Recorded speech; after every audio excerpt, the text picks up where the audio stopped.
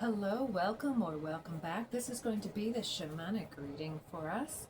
Let's go ahead and get started with the little, oh my gosh, what is this deck? Archetypes. And find out what it is that we're dealing with. And we do have the Tao Te Ching Art of War deck out, and it interestingly says, Sun Tzu says, he will win who knows when to fight and when not to fight. And under the deck, I laid it down, and it says the best way to win is not to fight. And so it says differences of opinion are part of life. Discussion conducted with reason and respect can lead to understanding and compromise. But angry arguments in which things are said that cannot be taken back rarely conclude satisfactorily and can lead to further issues down the line. If you want to get your point across, be calm, be respectful, and be polite. And Sun Tzu says on the back of this one says, pick your battles. As in war, so in family life. Some battles or arguments cannot be won. All families argue, whether it's parents arguing with each other, parents with their children, or siblings with each other. Communication is key in establishing boundaries. If you have to argue, don't lose your temper. Be rational and deliberate. But remember, sometimes it's more important to just move on. So we have someone that we've been fighting with that we don't want to fight with anymore. We're picking our battles and not going to fight about it anymore. So on the back of the deck here, it says 76. Men are born soft and supple. Dead, they're stiff and hard. Plants are born tender and pliant. Dead, they're brittle and dry. Thus, whoever is stiff and inflexible is a disciple of death. Whoever is soft and yielding is a disciple of life. The hard and the stiff will be broken. The soft and supple will prevail. So whoever's being finicky and picky in an argument looks like they're going to have something coming up where they're going to be repeating old patterns, and the person who is letting things go is going to lift up and ascend over the top of this issue. Oof, we have the mystic and the shapeshifter. And we have the comic, the Heyoka Empath card, and the healer, this number 9 snake card energy. Let's move these over here. The dead end, tangled end, and the ocean. Oh, so all drains lead to the ocean? Is that from something before Nemo, I'm sure? And the maiden under the deck. Interesting. So we've got an elevated perspective here with the mystic card out here. We've transformed through a lot, and we have come forward again and again with this newfound epiphany and light, and we've shifted ourselves and our destiny and our awareness about different subjects, and we have elevated and twist and turned ourselves back onto ourselves and tried to make it as pleasing for everybody as we could. But I think that in that we've had our own struggles with backbiting or with letting things stack up in the back of our mindset that come back out later and either come up in arguments when we get heated, and then we let something out and it comes out the wrong way, or something like this, where then the healer has to learn which things are going to lead to the dead end and which things are going to lead out to the ocean. And so it's about this pathway of innocence. Let's get some shamanic cards on this if we can. I hope the audio is in alignment with the visual. I can never tell while I'm filming. The Mystic. What does the Mystic have to tell us about this fight? That is too many. Mixed Shamanic decks.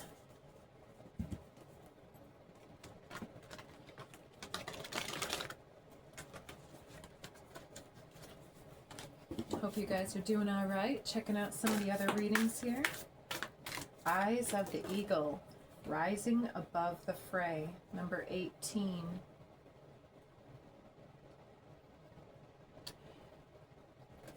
This reminds me of looking into the details of a situation that has come up again and again.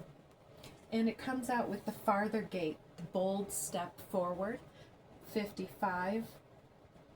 And so there's this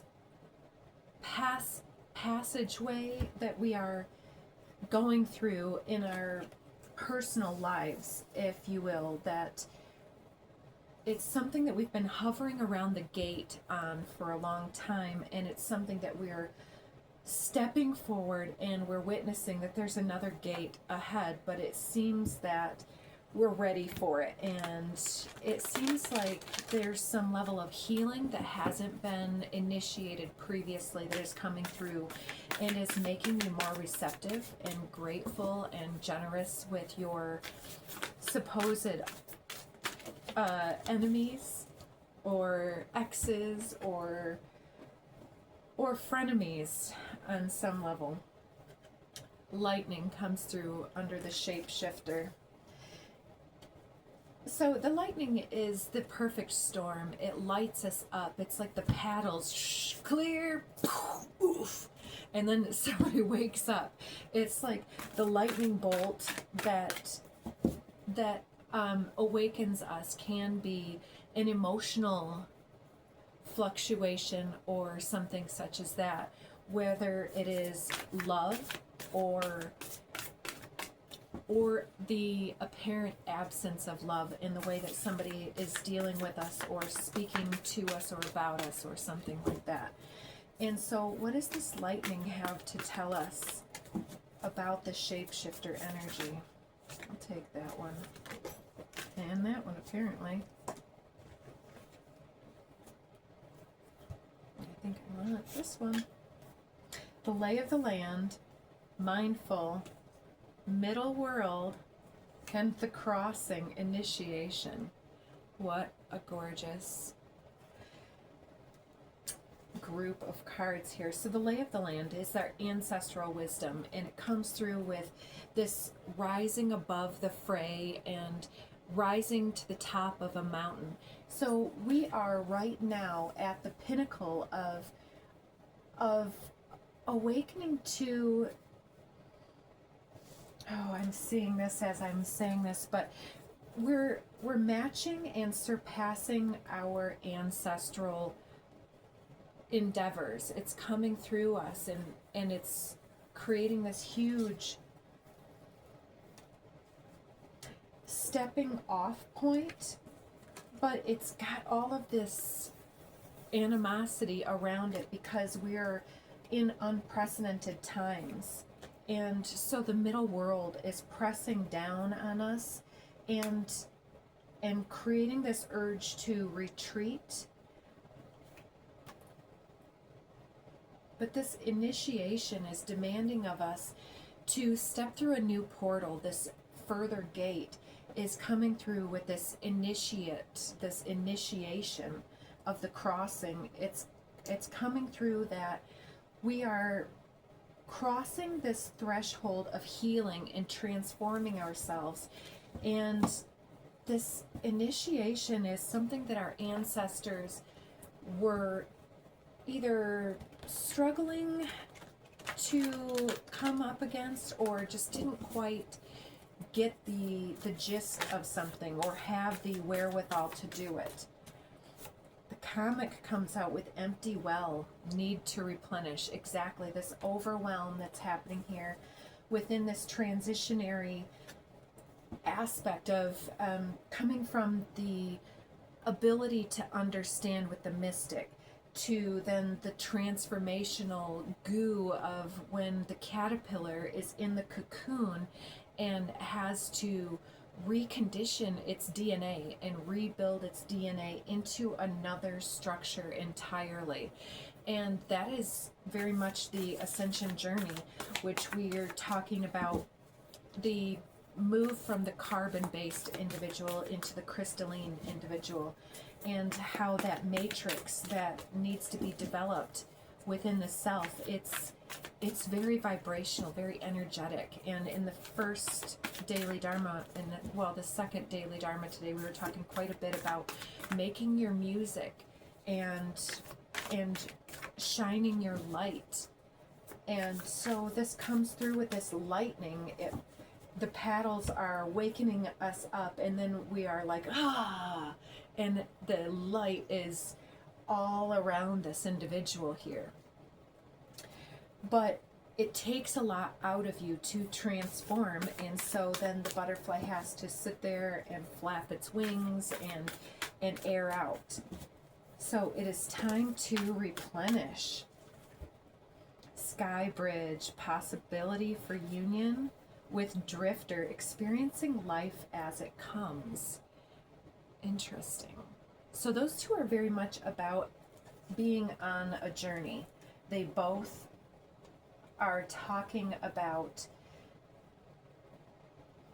moving from place to place. With the Sky Bridge, it's like moving through the portal of the empty well helps us to solidify this transformation and to fully rebuild these crystalline pillars, if you will, through the forge of the fire and the water within. And when we're in the shapeshifter energy, it seems like all of the bells and whistles of the caterpillar are in the way of creating the wings and the structure of the butterfly. And so there needs to be this experiencing things as they come, while we are building the next staircase and the next stair step and stair step and stair step. The healer comes through with a tidy house, clarity and organization. It's the number 1 card. So the healer is one who has been birthed into a situation that didn't answer their alchemy the right way.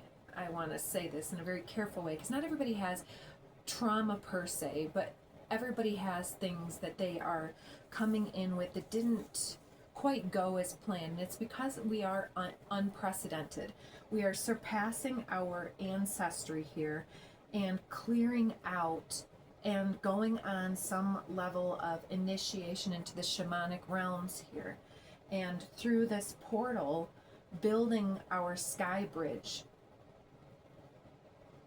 And so while we're going through this cycle, this Heyoka Empath card here is one who is more sarcastic and moving through the fanning of the wings from this sarcasm and like, oh, well, I'm just drying these wings, nothing to see here. You know, just draining off the old caterpillar goo from the self and coming out from this Heyoka Empath area into the healer, where we shed the skin of the snake in the 9 year going into the 10 year of 2026. So the tidy house, clarity and organization, talks a lot about simplification of what we have going on. How many things do we have in our house that we don't use, that we need to let go of, whether we make money from them or give them away or take them to charity, or the things that are residing within our vibrational context of our vortex, things that are clogging up the channel of our transformation, the monkey mind stuff, or other people's opinions about how we could be doing it better, or what we should really be focused on, or what our true potential or capacity should be or would be or could be. It's like we need to be aware of the aspect of searching for validation and coming up with advice. And so we also have to take care of our environment, of our personal hygiene and simplification, and dusting and taking care of the dead bugs in the window sash are part of the cleanup that happens when we shed the skin. We have to then find, hermit crab needs a new shell, so to speak. And so we need to get this clarity that's happening here, that we've surpassed some level and that we're crossing into a new way of being that has not been done before. And so what are we going to do with this? We're just going to experience life as it comes. And benefactor, grace and generosity, number 3, comes out with covenant, sacred contract, as they did in the pre-shuffle. These ones came flying out. So we're getting a lot of assistance and a lot of clarity in reorganizing our internal landscape, as well as our friends, our families, our home, and rewriting the sacred contracts that we are in. So for many of you, if you're in a relationship, this may be a make it or break it time. For those that are just getting out of one, it may be that you have something else coming in, or it's just the contract that you hold with yourself, and taking this initiation of the crossing to the next level of your shamanic quest. The dead end comes out with magic, 33. I absolutely love that. It's very much, and she has these wings on her forehead and this little smirk, and her face is just a little bit like not quite there. And it's like, whenever we reach a dead end in a relationship or a romance or a life, for instance, we are pushed back into ourselves to understand the magic that is the life and the opportunities that we have to shake off our wings and to do it big, and to be graceful and generous to each other. And so there's this need to get things back in order, to heal your own aspects.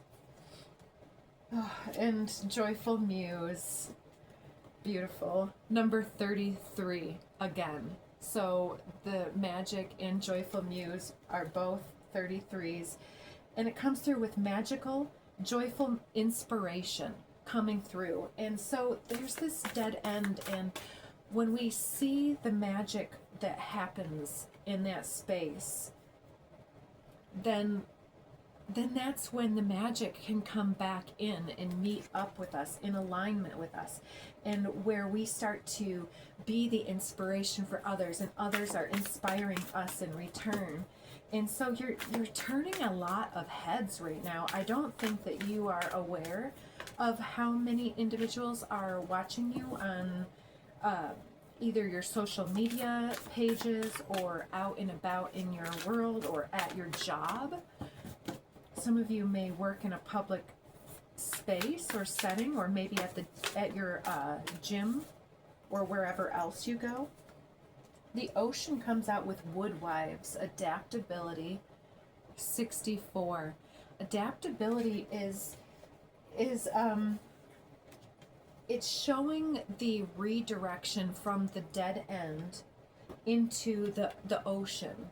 It's like this side of the fish bowl is the other, it's the dead end, and then the drain leads back to the ocean.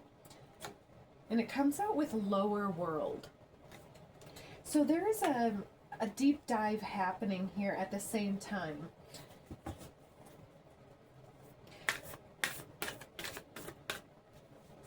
So I want to, what is it with this lower world?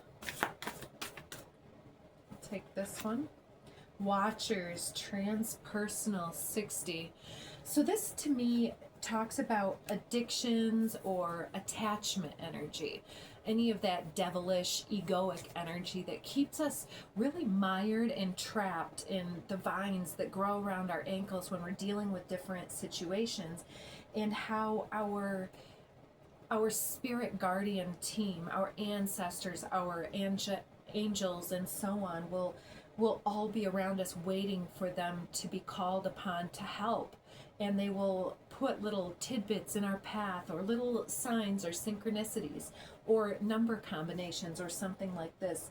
But there's this lower world attachment or addiction energy that has, it's gotten some of your ancestors, it's gotten some of your friends, some of your family have possibly not been able to make it through this transformation portal into the ocean space where all drops are equal, and it's the reunification energy. I want to get one more under the mystic, or two. We've got deep quiet, meditation and stillness, and the gatherer, 11 and 21. So this is the caterpillar state, where we are taking our time to gather the resources and the capacity,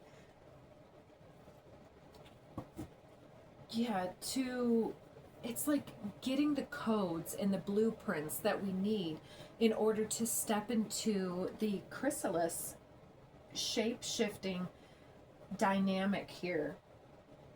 And the middle world is catching us up and needs to be discarded, many aspects of the middle world. And so some of the things that we have, whether it's emotions or exes or family dynamics that didn't come through, are asking us to gather up the insights and the wisdom from that, and to move forward with flow, grace, and adventure. Movement towards adventure, spirit of the river, number 50, comes out under the maiden. Beautiful. So we're moving forward and letting things go and gathering around the power of community.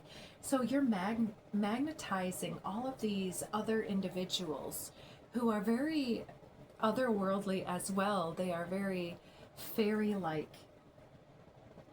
And so it may not be a physical gathering. It may be around your social pages or something such as this for many of you. But there's some level of innocent playfulness that wants to come in and capture us, because we've been overworked too long with this monkey mind aspect. And it wants to call us forward, not into the play of irresponsibility or something like that, but to complete the cycle. Absolutely. There's 4 corners on this Ouroboros snake eating its tail. And so we're closing out one cycle and opening ourselves to the new. So Will-o'-the-Wisp, treasures hidden in the shadows, is all about what it is. So let's get some animal totem cards here to close us out. We have Cougar, assertive. This came out last week. In silence, you find power. Claim your leadership role and take action. You know where to go and what to do. You have the courage and the confidence to succeed. And, dolphin play. So dolphin play is absolutely the energy I'm getting, is like, be assertive and find your power. Claim your leadership role. Take action. You know what to do. You know how to succeed. But then when it's done, let it go. Let it stay in your office space. And and make sure to set aside the time and energy to play with your family, your friends, your tribe, and gather together. And don't sit this aspect of your transformation out. It's time to step forward from that farther gate and step into life in a new way instead of hiding out. It's time to share your music or something like that, to go out and meet a stranger, to set up some new contracts with some people who are going to be lit up to benefit you. Yeah, it seems like also, if I look at these aspects, that there is somebody coming into your home, perhaps. I don't know if some of you are having a partnership. It looks like it here, a beneficial partnership filled with grace and generosity. This with this sacred contract in the tidy house. So some of you may be getting these inklings that it's time to get yourself together, simplify, clean up, clear out, do the feng shui, get things together in the household so that you don't run up against the edge of the tank again and bump your head, and to come back into reunion with others. And so Dolphin Play says, swim in the happy joy of living. Swim, inhale confidence, and exhale fear. Dive into your wisdom, go with the flow. So exactly, just go with the flow, try to figure out where things are taking you, and this is the initiation, the crossing that we're making at this time. So let's get us some 3D cards, and then we're going to shut it down. We've got green light. It is time to be assertive. And we've got the 8888 with Cancer and extrovert. And the Grand Wheel of Fortune. 4 anchors, fixed points, Cancer and extrovert. And we've got a few over here. Q, R, S, or T could be important. People or places or things. Some kind of a noun. Catalyst mantra. What is meant for me will always find me. Accelerate my process. All of this or better and better. So some type of catalyst mantra is something that is meaningful to you that can accelerate your momentum or keep you steady and true. Like looking at the cookies that I just baked and said, I've just started getting back on track with my eating. No cookies for me. Or, everybody needs a certain amount of calories.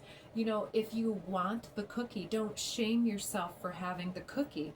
Go out and do a little bit of exercise, or take one less piece of food on your dinner plate to make up for the cookie.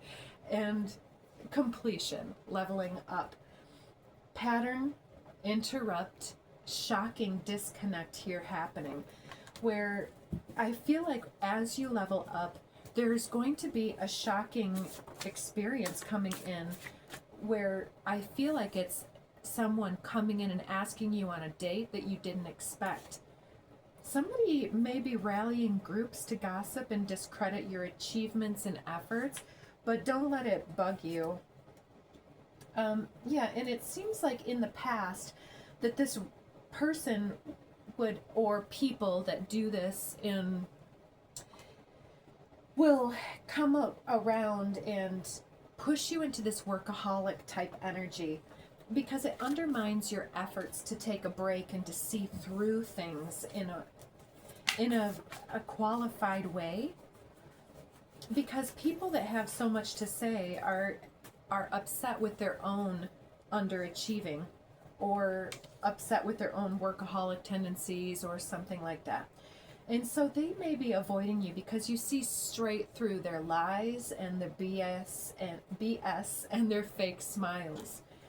But your smile lights up my world. Some of you may be Leos or dealing with a Leo, somebody bringing the sunshine back in your life, somebody that's been dreaming about you or that you've been dreaming about them. Very nice. And first kiss. Indeed. So somebody's got some interesting times coming up in the near future. Dating, taking care of each other, benefactors. And last cards.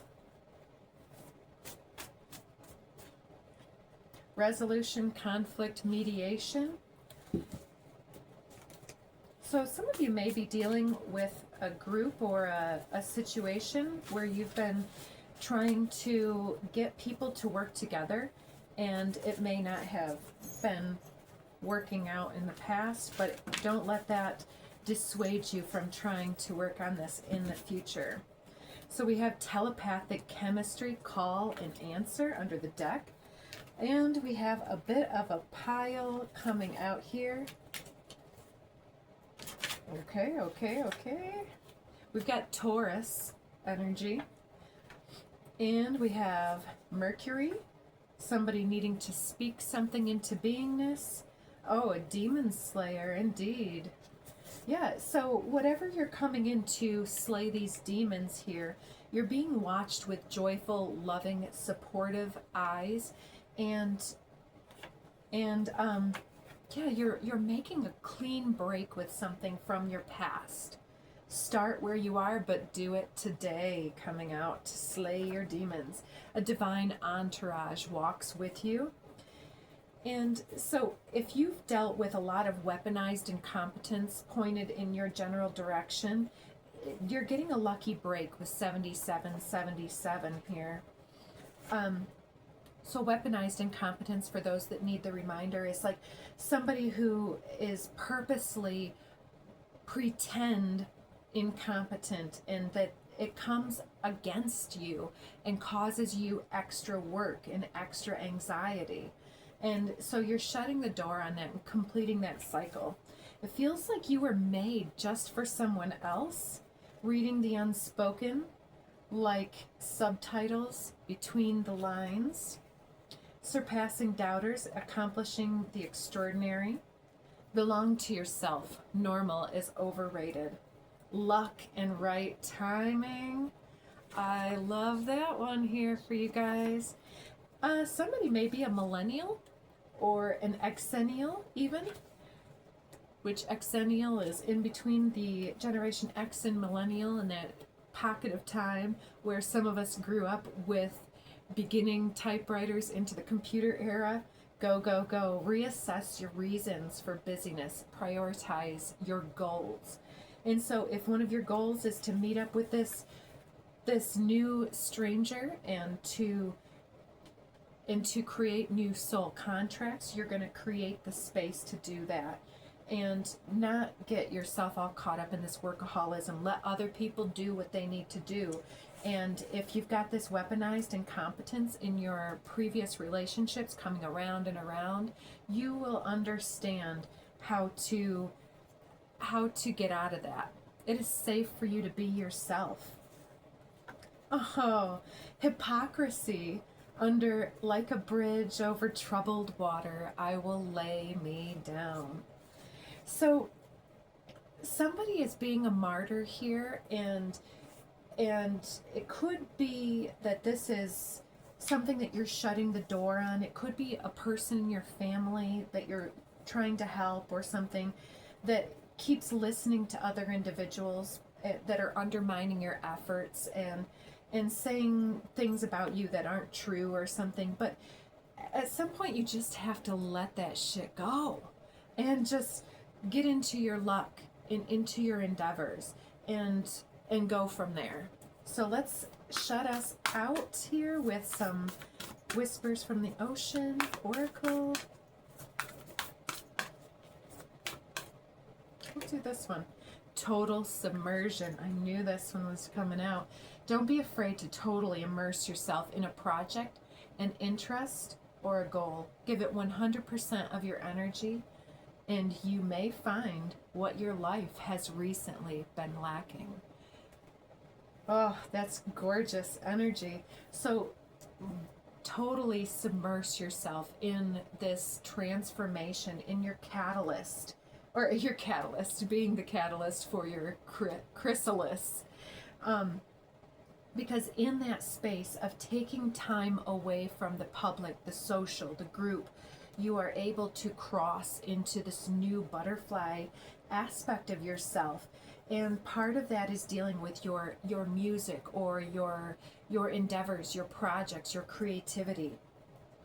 Blend into the environment. You have many skills and can fit into any situation. Take time to assess what's going on around you and adapt accordingly. One thing that's coming up for me with the octopus energy is that it's very good to have your hands out in many different aspects, because there are so many things going on at once. But it's also very much about claiming back for the self, because the octopus has those suctiony cups, and so it's always stuck on all these extra things, and it needs to just simplify and release, and surrender to the path ahead. Because it's you have the skills and the luck and the integrity to fit into any situation that will suit you, and so just flow with it, because whatever comes your way is going to be just suited for you. So take good care of yourselves, and check back for more information and more readings coming up, and take care.